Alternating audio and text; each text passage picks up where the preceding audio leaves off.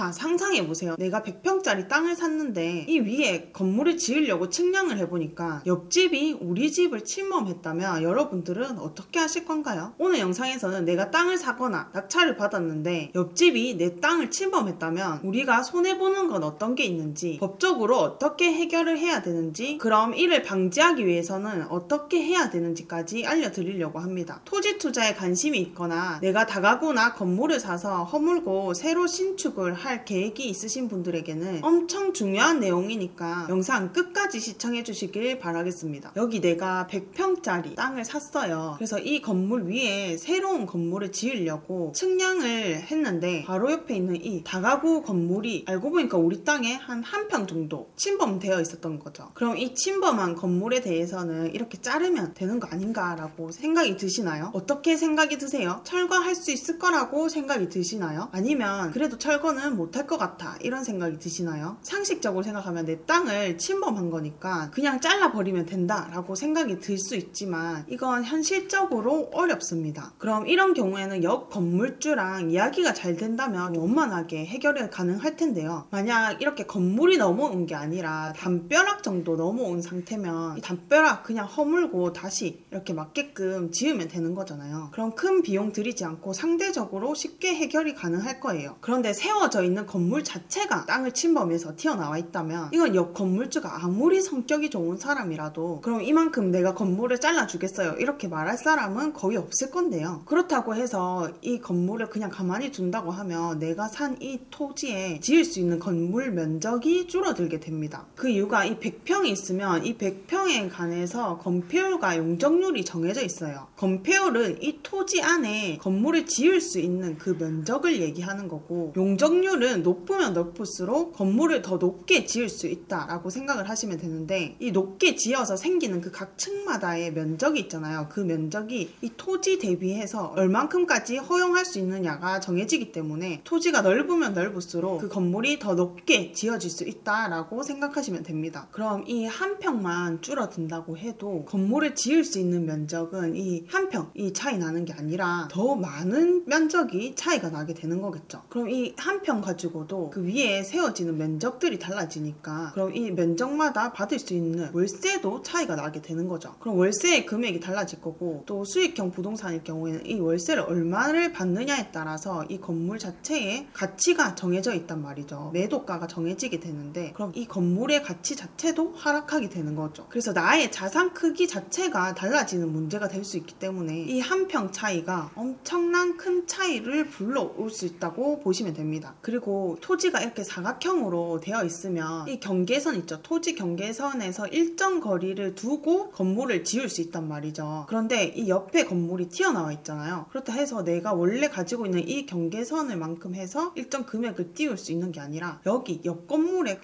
경계선에서부터 일정 거리를 띄워서 건물을 지을 수 있게 되는 거죠. 그럼 내가 원래 지을 수 있었던 건물 면적이 이 정도였다면 이 경계선 하나 때문에 이렇게나 잘리게 되는 거죠. 그럼 우리가 이 한 평 가지고도 아무것도 아닌 것 같지만 피해받는 게 엄청나게 많다는 걸 알게 되었는데요. 그런데 이 옆 건물 주인이 협조적이지 않다면 결국에는 민사소송까지 가야 합니다. 철거 청구랑 반환 청구 이 두 가지를 같이 해줘야 하고, 중간에 이 옆 건물이 팔릴 수도 있기 때문에 점유 이전 금지 가처분까지도 같이 걸어줘야 돼요. 그렇게 걸어줘야지 이 주인이 바뀌더라도 계속해서 이 건물을 상대로 소송을 이어나갈 수 있게 되는 겁니다. 그리고 만약에 이 옆 건물의 주인이 이 건물에 세를 주고 있어서 월세를 계속 받았다면 지금으로부터 10년 전까지 있죠. 그때부터 받았던 월세에 대해서 내 지분만큼 이 튀어나온 이 지분만큼 부당이득 반환 청구를 청구할 수 있어요. 그럼 일정 금액에 대해서도 나도 좀 수익을 받을 수 있게 되는 거겠죠. 그럼 이렇게 옆 건물이 내 땅을 침범했다면 소송밖에 갈 수 없을까요? 앞에 말씀드린 것처럼 원만한 합의가 없다면 소송으로 갈 수밖에 없어요. 아니면 이 옆 건물이 완전 허물고 새로 짓는다면 자기 땅 안에서 지을 수밖에 없게끔 만들 수는 있겠죠. 그래서 이렇게 골머리 아플 수 있는 토지에 대해서 미리 예방하기 위해서는 우리는 어떤 걸 해야 될까요? 경매로 취득하거나 일반 매매로 취득을 해서 그 위에 건물을 새로 신축을 하려고 하면 각각 어떻게 예방을 해야 되는지에 대해서 알려드릴게요. 먼저 경매로 낙찰받았을 때인데요. 우리가 경매로 나온 물건에 입찰을 할 때는 이 땅을 낙찰받아서 위에 새로 신축을 해야겠다라고 계획을 가지고 입찰을 했을 거란 말이죠. 그런데 입찰을 했는데 100% 내가 낙찰을 받을 거라는 장담을 못 하는 거잖아요. 그래서 낙찰을 아직 받은 것도 아닌데 내 돈을 들여가면서까지 측량을 한다는 건 사실상 거의 불가능한 일인 거죠. 그럼 이 땅이 침범되었는지 안 되었는지 일일이 체크를 할 수 없게 되는 건데요. 그럼 임장을 갔을 때 대략적으로라도 내가 측량을 해야 됩니다. 대신 아무 지도나 가지고 와서 내 이 대지의 경계선이 어디인지 판단하는 게 아니라 필지 경계선이 잘 맞는 그런 어플을 가지고 확인을 하셔야 됩니다. 스마트 국토 정보라는 어플이 있어요. 그 어플에 들어가 보면 이렇게 필지가 잘 구분되어서 보여집니다. 그럼 내가 입찰하려는 그 토지의 경계선이 대략적으로 어디서 어디까지인지를 확인한 다음에 그 위에 다른 건물들이 튀어나와 있는 건 아닌지, 아니면 내 땅에 누군가가 경작을 하고 있을 수도 있거든요. 그런 건 없는지 한번 임장을 통해서 확인을 해야 돼요. 여기서 우리가 낙찰을 받았는데 모르는 사람이 그 땅 위에 경작을 하고 있었다면 내가 무조건 이 땅 내 거다 하고 그 경작물을 다 갖다 버릴 수가 없거든요. 이것도 다 따로따로 처리를 해야 되는 거기 때문에 초보자분들은 조금이라도 찝찝한 게 있다 하면 입찰을 그냥 피하시는 게 제일 좋습니다. 그 다음 일반 매매로 땅을 사려고 하면 매수하기 전 특약사항을 넣는 것도 방법입니다. 그리고 매도인한테 양해를 구한 다음, 왜냐면 이해관계인이어야지 측량을 할 수 있거든요. 그래서 매도인의 허락이 있어야 되는데 매도인한테 양해를 구한 다음에 경계복원 측량을 해보겠다고 얘기를 하는 거죠. 경계복원 측량은 등록되어 있는 좌표가 어디인지를 확인해주고 그 위치에 표시를 해주는 거예요. 경계복원 측량은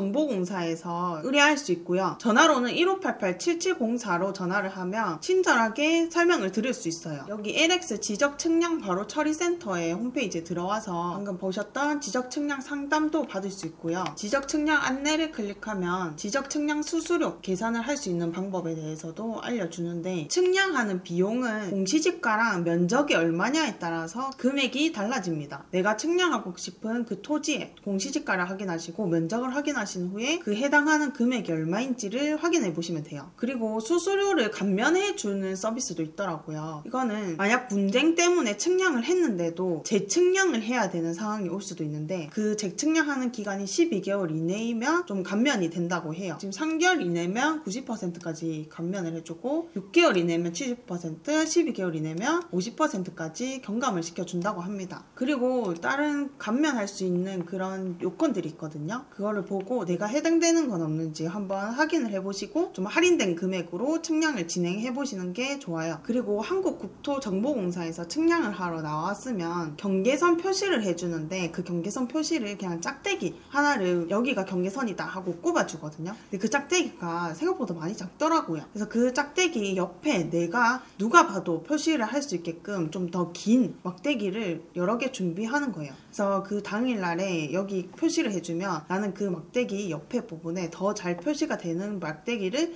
꼽아주면 되는 겁니다. 그리고 그렇게 측량을 하고 나서 내가 건물 신축을 하기 전에 누군가가 또 거기 와서 경작을 한다면 그것도 처리한다고 시간이 또 뺏길 거란 말이죠. 그래서 현수막을 설치를 해서 여기는 사유지니까 아무도 들어오지 못한다 이런 문구를 좀 걸어 놓는다면 훨씬 더 안전하고 더 빠르게 신축을 할 수 있게 되는 거예요. 토지를 매수해서 신축 건물을 세우고 싶으신 분들은 오늘 영상 꼭 주의 깊게 보시고요. 어차피 우리는 결국에는 신축 건물을 세우는 그런 건물주가 될 거기 때문에 우리 구독자분들은 모두 다 이 내용을 숙지하고 있으면 좋을 것 같아요. 오늘 영상도 도움되셨다면 구독과 좋아요 꼭 부탁드립니다.